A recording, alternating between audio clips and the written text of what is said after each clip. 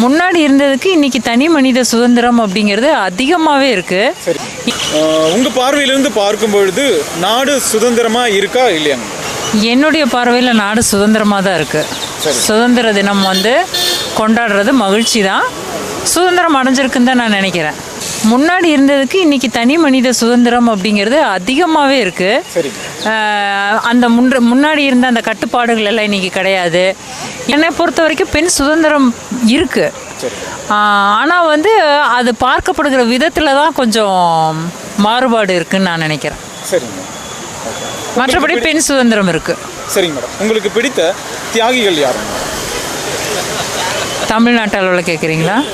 India முழுக்க independence day India ஃபுல்லாக தானே கொண்டாடுறோம். இந்தியா முழுக்க எனக்கு பகத்சிங்கோடது பிடிக்கும்.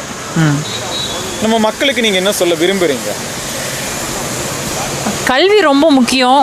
குறிப்பாக பெண்களுக்கு கல்வி முக்கியம், பொருளாதாரத்து சுதந்திரம் முக்கியம். இந்த ரெண்டையும் நீங்கள் எப்படியாவது கஷ்டப்பட்டாவது அடைஞ்சிட்டீங்க அப்படின்னா கண்டிப்பாக இந்தியா மிக விரைவில் வல்லரசாயிரும்.